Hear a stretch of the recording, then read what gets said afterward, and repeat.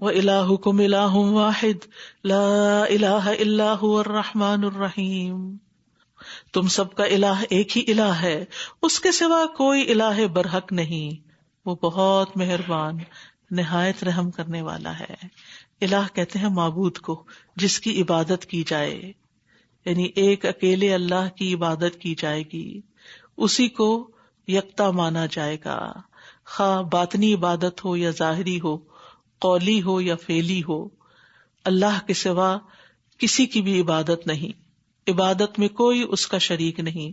وَقَضَىٰ رَبُّكَ أَلَّا تَعْبُدُوا إِلَّا إِيَّاهُ، تمہارے رب نے فیصلہ کر دیا کہ اس کے سوا کسی کی عبادت نہ کرو.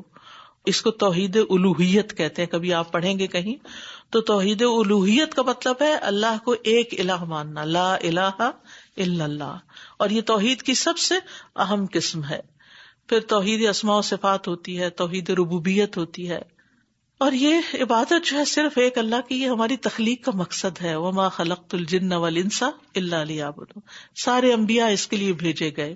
اور جو اللہ کے علاوہ کسی اور کی عبادت کرے گا اور کسی اور کو معبود بنائے گا تو وہ سخت عذاب میں ڈالا جائے گا. الذی جعل مع اللہ الہا آخر فالقیاہ فی العذاب الشدید، جس نے اللہ کے ساتھ دوسرا معبود بنا لیا سو اسے بہت سخت عذاب میں ڈال دو. دونوں فرشتے.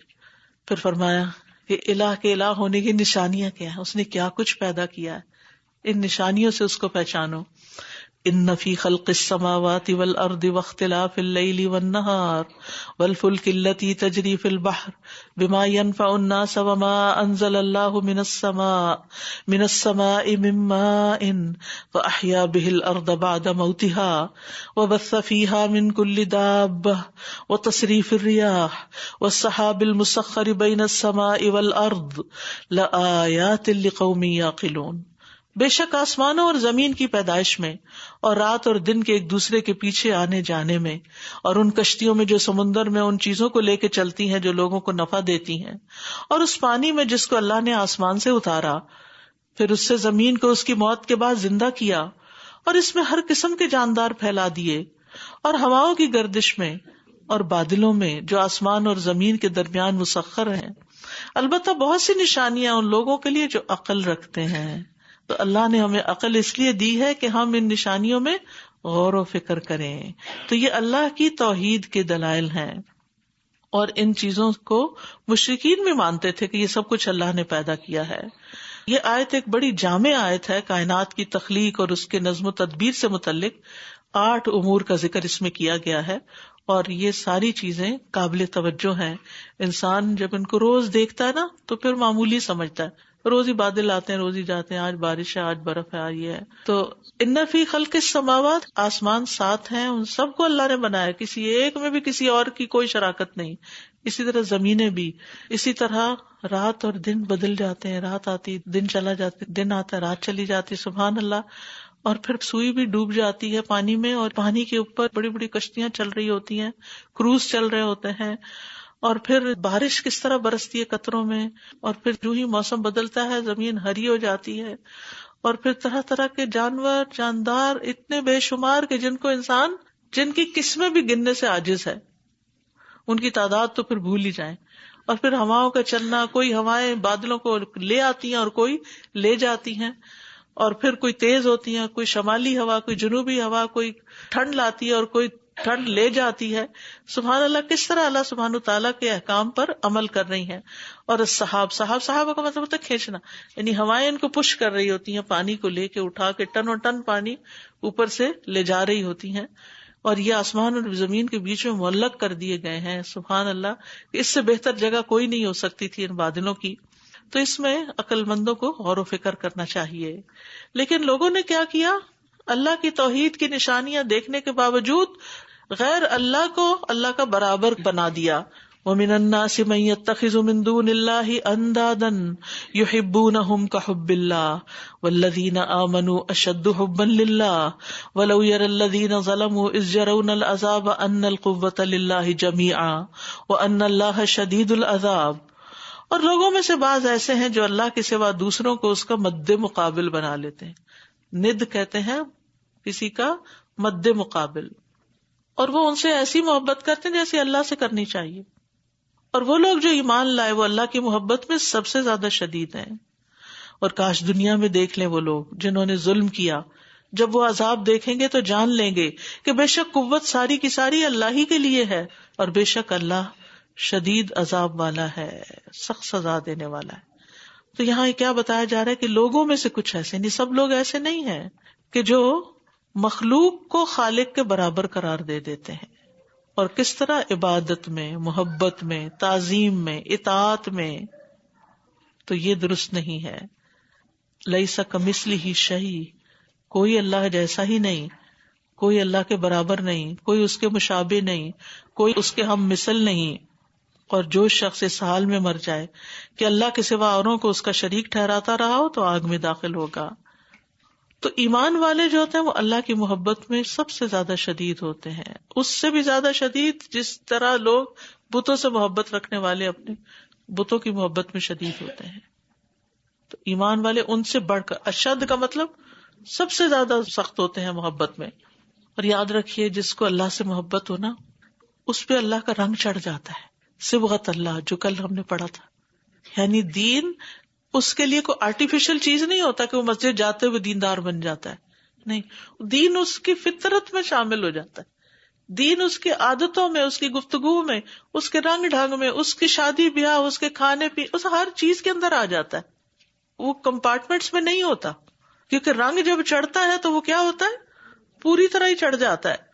تو جب اللہ کی محبت دل میں آتی ہے تو انسان کے بدن پہ ظاہر ہوتی ہے، اور اللہ کی اطاعت میں بہت محنت کرتا ہے، اس کے دین کی خدمت کے لیے چاق و چوبند رہتا ہے، وہ اللہ کی رضا حاصل کرنے کا حریص ہو جاتا ہے، اللہ سے سرگوشیاں کرنے میں اس کو لذت حاصل ہوتی ہے، وہ اللہ کے فیصلوں پہ راضی ہوتا ہے، اسے اللہ کی ملاقات کا شوق لگ جاتا ہے. ربی ارینی انظر الی، وہ لوگوں سے دور بھاگتا ہے. اس کا مطلب نہیں کہ انسان بیزار ہوتا ہے، یعنی اس کو فضول گپ شپ میں کوئی دلچسپی نہیں ہوتی. وہ اکیلا بیٹھ کر غور و فکر کرتا ہے، دنیا اس کے دل سے نکل جاتی ہے، اور دل میں ہر اس شخص کی محبت آ جاتی ہے جو اللہ سے محبت کرتا ہے. یہ بھی اللہ سے محبت کی علامت ہوتی ہے کہ جو لوگ اللہ سے محبت کرتے ہیں وہ ان سے محبت کرتا ہے اللہ ہی کی خاطر، وہ اللہ کو غیر اللہ پہ ترجیح دیتا ہے. یہ علامات ہوتی ہیں. یہ اس لیے بیان کیے میں نے تاکہ ان کی روشنی میں ہم اپنا جائزہ لیں کہ کیا ہمارے اندر واقعی اللہ کی محبت ہے اور یہ ایمان کی حلاوت نصیب ہو گئی. کیونکہ اگر یہ نہیں تو پھر سورۃ التوبہ کی آیت بہت سخت ہے کہ اگر تمہیں تمہارے باپ اور بیٹے اور بھائی اور بیویاں اور خاندان اور مال جو تم نے کمائے، تجارت جس کے مندہ پڑنے سے تم ڈرتے ہو، رہنے کے مکان جنہیں تم پسند کرتے ہو، تمہیں اللہ اور اس کے رسول اور اس کی راہ میں جہاد کرنے سے زیادہ محبوب ہے تو انتظار کرو یہاں تک کہ اللہ اپنا حکم لے آئے، اور اللہ نافرمان لوگوں کو ہدایت نہیں دیتا. تو ہم سب کو بھی اپنے دلوں کا جائزہ لیتے رہنا چاہیے. اذ تبرأ الذین اتبعوا من الذین اتبعوا ورأوا العذاب وتقطعت بهم الاسباب. جب بیزار ہو جائیں گے وہ لوگ جن کی پیروی کی گئی ان لوگوں سے جنہوں نے پیروی کی تھی، اور وہ عذاب دیکھ لیں گے اور ان کے تعلقات منقطع ہو جائیں گے. یعنی مشرکین کے معبود جو ہیں ان کی اپنے فالوور سے برات ہوگی، بیزاری ہوگی. یعنی جنہیں دنیا میں اللہ کے سوا پوجا گیا، قیامت کے دن جب عذاب سامنے آئے گا تو وہ اپنے پرستاروں سے، پرستش کرنے والوں سے اظہار بیزاری کریں گے. تو یاد رکھیے اس دن سارے رشتے کٹ جائیں گے. تقطعت بہم الاسباب. تو یہ معبود چاہے وہ عبادت پہ راضی ہوں یا نہ ہوں، اس سے کوئی فرق نہیں پڑتا. یعنی دنیا میں کچھ لوگ تو باقاعدہ پرستش کرواتے ہیں، اپنے لیے سجدے کرواتے ہیں، اپنے آگے لوگوں کو بچھاتے ہیں، اس طرح کی چیزیں ہیں. مسلمانوں کے اندر افسوس کے ساتھ کہنا پڑتا ہے کہ بعض انہوں نے بزرگوں کو اتنا بڑا درجہ دے رکھا ہے کہ ان سے جب ملاقات کے لیے جاتے ہیں تو ان کے پاؤں چومتے ہیں، ان کے آگے باقاعدہ جھکتے ہیں. ان چیزوں سے بچنا چاہیے. تو کچھ تو راضی ہوتے ہیں اپنی ایسی چاکری کروانے پہ، اور کچھ جو ہوتے ہیں وہ راضی نہیں ہوتے، جیسے عیسیٰ علیہ السلام تھے، یا اسی طرح باقی چیزیں جو ہیں، جو سورج چاند ستارے، کیونکہ لوگوں نے تو بے پناہ الہ بنا رکھے. تو پھر قیامت کے دن وہ ان سے بیزار ہوں گے کہ ہم نے تمہیں نہیں کہا تھا. حتیٰ کہ شیطان بھی بیزار ہوگا، وہ کہے گا کہ میں نے تمہیں کب کہا تھا، میں نے تو دعوت دی تھی، تم ایسے میرے پیچھے آ گئے. ہر وہ شخص اللہ کو چھوڑ کر جس کو فالو کر رہے ہوتے ہیں، یعنی اللہ کے حکم کے خلاف جا کے قیامت کے دن وہ ساتھ چھوڑ جائے گا، وہ بالکل نہیں پوچھے گا. وقال الذين اتبعوا لو ان لنا كرة فنتبرأ منهم كما تبرؤوا منا كذلك يريهم الله اعمالهم حسرات عليهم وما هم بخارجين من النار. اور جن لوگوں نے پیروی کی وہ کہیں گے کہ کاش ہمارے لیے ایک بار دنیا میں واپسی ہو، تو جس طرح یہ ہم سے بیزار ہو رہے ہیں ہم بھی ان سے بیزار ہوں، اس طرح اللہ ان کے اعمال ان پر حسرتیں بنا کر دکھائے گا اور وہ آگ سے ہرگز نکلنے والے نہیں. یعنی پیروی کرنے والے قیامت کے دن اعتراف کر لیں گے کہ ہم نے غلطی کی، ایک دفعہ واپس چلیں دنیا میں، اب ہم بھی ان کو نہیں پوچھیں گے جنہوں نے آج ہمارے ساتھ بے وفائی کی. لیکن اللہ تعالیٰ کہتے ہیں وَلَوْ رُدُّوا لَعَادُوا لِمَا نُهُوا عَنْهُ، واپس نہیں جا سکتا کوئی. کیوں؟ کیونکہ اگر انہیں کیا بھی جائے تو یہ وہی کریں گے جو پہلے کرتے رہے. اور ان کے اعمال جو انہوں نے عقیدت کے پھول نچھاور کیے اور جو غلط کام کرتے رہے وہ دیکھ دیکھ کے پریشان ہو گئے.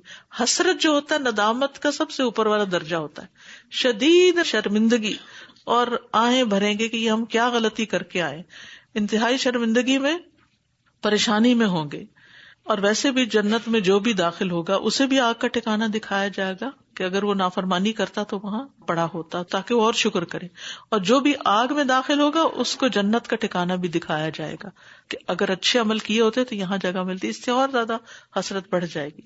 وما هم بخارجین من النار، اور یہ مشرک آگ سے کبھی نہیں نکالے جائیں گے. استغفر اللہ، اتنا بڑا گناہ ہے شرک. یا ایھا الناس کلوا مما فی الارض حلالا طیبا ولا تتبعوا خطوات الشیطان انہ لکم عدو مبین. اے لوگو، زمین میں جو بھی حلال اور طیب چیزیں ہیں وہ کھاؤ اور شیطان کے قدموں کی پیروی نہ کرو، بے شک وہ تمہارا کھلا دشمن ہے. مشرکین جو تھے وہ انداد کی یعنی شریکوں کی تعظیم اور تکریم میں اتنی زیادتی کرتے کہ ان کی عبادت اور دعا میں انہی کو پکارتے، ان کے نام پر جانور ذبح کرتے تھے، بحیرہ اور صائبہ اور وسیلہ اور حام وغیرہ. نہ ان پہ سواری کرتے، نہ ان کا گوشت کھاتے، اور ان کو اللہ کے قریب ہونے کا ذریعہ سمجھتے تھے. ما نعبدہم الا لیقربونا الی اللہ زلفی، اور اللہ کی حرام کردہ چیزوں کو انہوں نے اپنے لیے حلال کر رکھا تھا، اور حلال کو بتوں کے نام پہ ذبح کر کے حرام کر دیتے تھے. تو اس لیے یہاں پر یہ کہا گیا کہ حلال بھی ہو اور طیب بھی ہو، یعنی باقاعدہ ذبح کیا گیا ہو اور مویشیوں میں سے ہو، اور پھر طیب بھی ہو کہ وہ کھانا کھاؤ جو بدن اور عقل کو نقصان نہ دے، تمہارے جسم کو نقصان نہ دے، وہ طیب ہے. یعنی بعض چیزیں بذات خود ٹھیک ہوتی ہیں لیکن آپ کو سوٹ نہیں کرتی، آپ کو ان سے الرجی ہوتی تو ان کو کھانے سے بچو. تو یہاں کھانے کے بارے میں باقاعدہ تعلیم دی جا رہی ہے، اور اس میں یہ ہے کہ حرام جو ہے وہ بالذات بھی ہوتا ہے، یعنی حصی بھی ہوتا ہے اور مانوی بھی ہوتا ہے. حصی کیا ہے؟ حرام حصی جیسے خون ہے، مردار کا گوشت ہے، خنزیر وغیرہ ہے. اور مانوی کیا ہے؟ جس پر اللہ کے علاوہ کسی اور کا نام لیا گیا ہو یا حرام کمائی میں سے ہو، کیونکہ حرام کھانا دعاؤں کی قبولیت میں رکاوٹ بنتا ہے. ولا تتبعوا خطوات الشیطان، اور شیطان کے قدموں کی پیروی نہ کرو، یعنی نافرمانی کے کام نہ کرو، کیونکہ وہ تمہارا کھلا دشمن ہے. یعنی نہ صرف یہ کہ کھانے پینے کے معاملے میں بلکہ زندگی کے دیگر معاملات میں بھی شیطان کی بات نہ مانو، کیونکہ شیطان جو ہے اس نے بندوں کے دماغوں میں یہ باتیں ڈالی، وسوسے ڈالے، اور حلال کو حرام کروا دیا اور حرام کو حلال کرا دیا. اور اسی طرح شیطان کھانے میں کب شریک ہو جاتا ہے؟ جب بسم اللہ نہیں پڑھی جاتی اور بائیں ہاتھ سے کھایا جاتا ہے. انما یأمرکم بالسوء والفحشاء وان تقولوا علی اللہ ما لا تعلمون، یقیناً وہ تمہیں برائی اور بے حیائی کا حکم دیتا ہے، اور یہ کہ تم اللہ کے بارے میں ایسی بات کہو جو تم نہیں جانتے. برائی میں ہر طرح کی برائیاں، چھوٹی بڑی نافرمانیاں سب شامل ہیں، اور فحشاء میں بڑی برائیاں، کھلی برائیاں، خاص طور پر زنا، اس کے لیے فحشاء کا لفظ آتا ہے. یعنی فواحش ایسے گناہ ہوتے ہیں جن کی برائی اور قباحت کی وجہ سے ان کو سخت کبیح سمجھا جاتا ہے، جیسے عمل قوم لوط ہے یا زنا ہے وغیرہ وغیرہ. اللہ نے ان کو حرام قرار دیا ہے. قل انما حرم ربی الفواحش ما ظہر منہا وما بطن، کہہ دیجئے میرے رب نے تو بے حیائیوں کو حرام کیا ہے، جو ان میں سے ظاہر ہے اور جو چھپی ہوئی ہیں. یعنی سامنے کرنا بھی برا ہے اور چھپ کے کرنا. کچھ لوگ کہتے ہیں ہم چھپ کے تو نہیں کر رہے، ہم تو سب کے سامنے کر رہے. تو سب کے سامنے کرنے سے بھی حرام حلال نہیں ہو جاتا.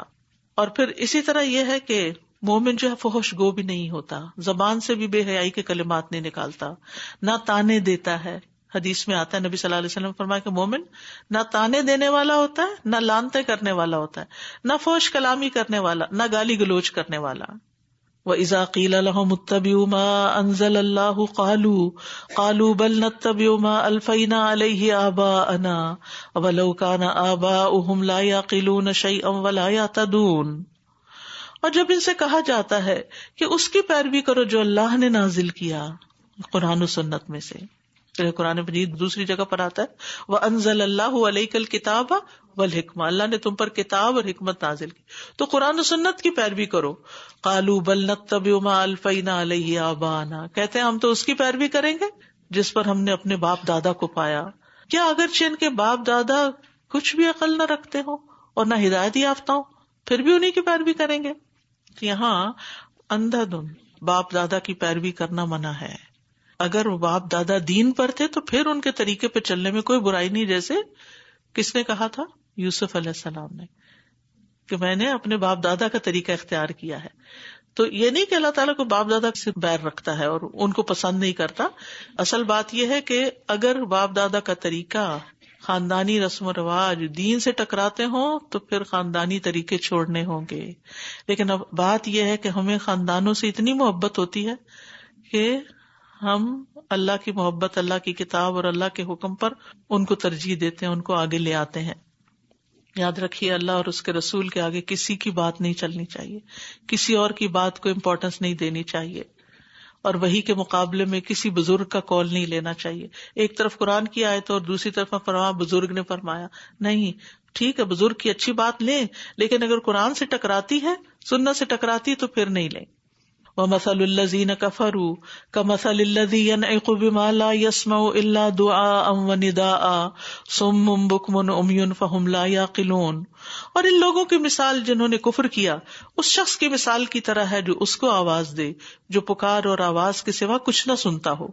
وہ بہرے ہیں، گنگے ہیں، اندھے ہیں، پس وہ عقل سے کام نہیں لیتے.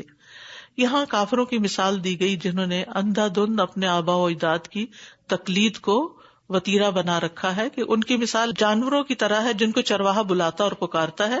وہ آواز تو سنتے ہیں لیکن یہ نہیں سمجھتے یہ کیوں بلا رہا ہے.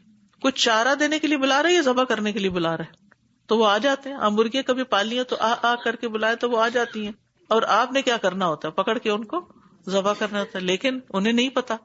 تو یہ جو اندھا دھند باپ دادا کی پیروی کر رہے ہیں نا، یہ بھی ایسا ہی ہے کہ انہیں نہیں پتا کہ باپ دادا کی طریقے ٹھیک بھی ہے کہ غلط ہے، وہ جنت کی طرف لے جا رہے ہیں یا جہنم کی طرف لے جا رہے ہیں. اور پھر ان کو گنگے اندھے سے تعبیر کیا گیا کہ حق نہ ان کی زبان سے نکلتا نہ یہ حق بات سنتے ہیں، کوئی سمجھانے کی کوشش کرے اس کے پیچھے لگ جاتے ہیں. پھر فرمایا یا ایھا الذین آمنوا کلوا من طیبات ما رزقناکم واشکروا للہ ان کنتم ایاہ تعبدون. اے لوگو جو ایمان لائے ہو، کھاؤ اس میں سے جو پاکیزہ چیزیں ہم نے تمہیں بطور رزق عطا کی ہیں، اور اللہ کا شکر ادا کرو اگر تم اسی کی عبادت کرتے ہو. سبحان اللہ، ایک ہی آیت میں کتنی ساری باتیں بتا دی گئی. سب سے پہلی بات یہ کہ پھر یا ایھا الذین آمنوا کہہ کے پکارا جا رہا ہے. ابن مسعود کہتے ہیں کہ جب یا ایھا الذین کی ندا آ جائے تو پھر کان دھرو. ہو سکتا ہے کہ کوئی فائدے کی بات بتائی جا رہی ہے جس پہ عمل کرنا ہو سکتا ہے کسی نقصان دہ چیز سے رکنے کے لیے کہا جا رہا ہو، تو فوراً سنو کہ کیا کہا جا رہا ہے. تو یہاں کیا کہا جا رہا ہے؟ کلوا من طیبات ما رزقناکم، پاکیزہ چیزیں جو ہم نے تمہیں بطور رزق دی ہیں ان کو کھاؤ. پیچھے یا ایھا الناس سارے انسانوں کو خطاب تھا، یا خاص ایمان والوں کو خطاب کر کے کہا جا رہا ہے کہ جو اللہ نے تمہیں حلال اور پاک دیا ہے وہ رزق کھاؤ، اور پھر کھا کے شکر ادا کرو. واشکروا للہ. نبی صلی اللہ علیہ وسلم نے فرمایا کھانا کھا کر شکر ادا کرنے والا صبر کرنے والے روزے دار کا درجہ پا لیتا ہے. اتنا بڑا اجر ہے، اتنا بڑا ثواب ہے. اور کھانے کا شکر کیا ہے؟ کھانے کا شکر یہ ہے کہ جب کھانا کھایا جائے تو اللہ کا نام لیا جائے. کیا کیا جائے؟ بسم اللہ پڑھی جائے. جب فارغ ہو جائے تو کیا کہیں؟ الحمدللہ کہیں. نبی صلی اللہ علیہ وسلم نے فرمایا کہ سب سے افضل شکر الحمدللہ کہنا ہے. آپ نے فرمایا بے شک اللہ اس بندے سے راضی ہو جاتا ہے جو ایک لقمہ بھی کھائے تو اس پر اللہ کا شکر ادا کرے. ایک گھونٹ پانی پیا آپ نے تو الحمدللہ کہنے میں کیا مشکل ہے، لیکن اللہ کی رضا حاصل ہو جائے گی. یا جو مشروب کا ایک گھونٹ بھی پیے تو اس پر اللہ کا شکر ادا کرے. اور پھر جو شخص کھانا کھا کے یہ دعا پڑھے، الحمدللہ الذی اطعمنی ھذا الطعام ورزقنیہ من غیر حول منی ولا قوۃ، اللہ کا شکر جس نے مجھے یہ کھانا کھلایا اور اس نے مجھے رزق عطا فرمایا جس میں میری کوئی قوت اور طاقت شامل نہ تھی، تو اس کے گزشتہ گناہ معاف کر دیے جائیں۔ ہر دفعہ یہ پڑھ کے کھانے کی ٹیبل سے اٹھے اور ساتھ ہی گناہ بھی معاف ہو جائے۔ اب یہ ہے شکر کا فائدہ۔ کھانے پینے کے آداب کتاب اویلیبل ہے، یہ ہر ایک کی لازمی ضرورت ہے کہ ہمارا دین ہمیں اس بارے میں کیا تاکید کرتا ہے، کیونکہ اسی آیت کی تفصیل ہے کہ کیا کھانا چاہیے کیا نہیں کھانا چاہیے اور کھانے پینے کے آداب کیا ہیں۔ پھر فرمایا انما حرم علیکم المیتۃ والدم ولحم الخنزیر وما اہل بہ لغیر اللہ فمن اضطر غیر باغ ولا عاد فلا اثم علیہ ان اللہ غفور الرحیم۔ اس نے تو تم پر صرف مردار اور خون اور سور کا گوشت اور جس چیز پر اللہ کے سوا کسی اور کا نام پکارا جائے وہ حرام کیا ہے، پھر جو مجبور کر دیا جائے، نہ چاہنے والا ہو یعنی حرام کو، نہ حد سے بڑھنے والا ہو کہ زیادہ کھائے مجبوری کی حالت میں، تو اس پر کوئی گناہ نہیں۔ بے شک اللہ بہت بخشنے والا نہایت رحم کرنے والا ہے۔ تو یہاں پر آپ دیکھیے کہ بڑی بڑی حرام چیزوں کا ذکر کر دیا گیا۔ 3 تو حصی ہیں، کیا؟ مردار، خون اور لحم الخنزیر۔ اغلبیت کی وجہ سے صرف گوشت کا ذکر کیا گیا، ورنہ خنزیر کی ہر چیز ہی حرام ہے، تیل، چربی، سب پروڈکٹس، بائی پروڈکٹس، سب کچھ۔ اور پھر ایک چیز مانوی ہے جو حلال کو بھی حرام کر دیتی، وہ یہ کہ ذبح کرتے ہوئے کسی جانور پر اللہ کے علاوہ کسی اور کا نام لے لیا جائے، یا صرف غیر اللہ کا نام لیا جائے، یا کسی بت کے استان پر ذبح کیا جائے، یا پھر کسی قبر کے پاس لے جا کے ذبح کیا جائے، یا اللہ کے سوا کسی اور کے نام پر اس کو خوش کرنے کے لیے اگر آپ نے ذبح کیا تو وہ بھی اسی طرح حرام ہو جائے گا جیسے لحم الخنزیر ہے۔ تو ان چیزوں سے بچنے کی ضرورت ہے۔ فمن اضطر، جو مجبور ہو گیا، کچھ اور ہے ہی نہیں بیچارے کے پاس کھانے کو، لیکن یہ کہ وہ طلبگار نہیں کہ مجھے حرام ملے، نہ اسے شوق ہے حرام کھانے کا، تو پھر فقہی قاعدہ ہے الضرورات تبیح المحظورات، کہ جو ضرورتیں ہوتی ہیں وہ حرام کو مباح کر دیتی ہیں۔ تو ایسی صورت میں ان اللہ غفور الرحیم، اللہ کو پتا ہے کہ یہ بھوک سے مر رہا ہے تو اسے جان بچانی لازم ہے۔ ان الذین یکتمون ما انزل اللہ من الکتاب ویشترون به ثمنا قلیلا اولئک ما یأکلون فی بطونہم الا النار ولا یکلمہم اللہ یوم القیامہ ولا یزکیہم ولہم عذاب علیم۔ بے شک جو لوگ اس چیز کو چھپاتے ہیں جو اللہ نے کتاب میں نازل کی ہے اور اس کے بدلے تھوڑی سی قیمت حاصل کر لیتے ہیں، یہ لوگ اپنے پیٹوں میں آگ کے سوا کچھ نہیں بھر رہے۔ ایسے لوگوں سے اللہ قیامت کے دن کلام نہ کرے گا اور نہ ان کو گناہوں سے پاک کرے گا اور ان کے لیے دردناک عذاب ہے۔ تو اس سے کیا پتہ چلتا ہے کہ اللہ نے جو کتاب میں اتارا ہے، اور کتاب سے ساری کتابیں مراد ہیں، ان کو چھپانا نہیں چاہیے، اس کی تعلیم لوگوں کو دینی چاہیے، اور تعلیم دینے کے بدلے ان سے معاوضہ طلب نہیں کرنا چاہیے، کہ شرطیں نہیں لگانی چاہیے، اتنے پیسے آپ دیں گے تو میں یہ پڑھاؤں گا ورنہ نہیں۔ اس طرح آج کل بعض اوقات یہ دیکھا جاتا ہے کہ لوگ باقاعدہ معاوضہ طے کرتے ہیں کہ مجھے اتنے ڈالرز چاہیے پر آور، تب آپ کے بچے کو قرآن پڑھاؤں گا۔ یہ غلط ہے۔ ہاں، ایک شخص اپنا وقت دیتا ہے، اس کے بدلے آپ اس کو اپنی حیثیت کے مطابق جو بھی دیتے ہیں وہ الگ بات ہے، لیکن وَيَشْتَرُونَ بِهِ ثَمَنًا قَلِيلًا، اور پھر خاص طور پر کتاب کے اندر سے فتوے لوگوں کی مرضی کے دے کے ان کو خوش کر کے ان سے نذرانے وصول کرنا، تو یہ پیٹوں میں آگ بھرنا ہے۔ یعنی ایک تو وہ نا لحم الخنزیر اور وہ چیزیں حرام ہیں، دوسری طرف یہ بھی حرام ہے۔ ایسے لوگوں سے قیامت کے دن اللہ بات بھی نہیں کرے گا، ان کو پاک نہیں کرے گا، کیونکہ دنیا میں انہوں نے اپنا تزکیہ نہیں کیا، تو اللہ قیامت کے دن ان کا تزکیہ نہیں کرے گا اور ان کے لیے دردناک عذاب ہے۔ تو یاد رکھیے کہ علم کی بات چھپانا ہلاکت ہے۔ جو کسی چیز کا علم رکھتا ہو اسے چاہیے کہ دوسروں کو سکھائے۔ حسن بصری کہتے ہیں علم کو چھپانے سے بچو کیونکہ یہ تباہی کا باعث ہے۔ علم نہ پھیلانا اپنے نفس کے ساتھ گمراہی اور جہالت ہے، اور علم پھیلانے والے کے لیے نبی صلی اللہ علیہ وسلم نے دعا کی ہے، نضر اللہ امرأ سمع مقالتی فحفظها ووعاها وبلغها من لم يسمعها ثم ذهب بها الى من لم يسمعها۔ اللہ اس شخص کو تر و تازہ رکھے جس نے میری بات سنی پھر اس کو یاد کیا، اسے یاد رکھا اور اس شخص کو پہنچایا جس نے انہیں سنا، اور پھر جس نے ان کو نہیں سنا اس کو بتانے کے لیے اس کی طرف گیا. یعنی کچھ تو خود سننے آ جاتے ہیں اور کچھ کو جا کے بتانا پڑتا ہے. یہ دونوں طریقوں سے علم کو پھیلانا چاہیے، کیونکہ بعض اوقات لوگ کہتے ہیں پیاسے کو کنویں کے پاس آنا چاہیے، ہم تو یہ بیٹھے ہیں جو آئے سیکھے، جو نہیں آتا اس کی مرضی. نہیں، بعض لوگوں کو اس کی قدر نہیں ہوتی. آپ کو خود بھی جا کے، جیسے نبی صلی اللہ علیہ وسلم خود جاتے تھے سوکھے اوقاز وغیرہ میں لوگوں کے پاس جا کے، اور بعض اوقات لوگوں کو دعوت دیتے تھے. تو ہر طرح سے جو بھی موقع ملے انسان کو خیر کی بات پہنچانی چاہیے. اولئک الذین اشتروا الضلالۃ بالہدی والعذاب بالمغفرہ فما اصبرہم علی النار. یہی وہ لوگ ہیں جنہوں نے ہدایت کے بدلے گمراہی اور مغفرت کے بدلے عذاب خریدا، پس کتنا صبر ہے ان کا آگ پر. استغفر اللہ. یعنی ان کافروں نے ہدایت کے بدلے گمراہی لے لی اور بخشش کے بدلے آگ کو قبول کر لیا.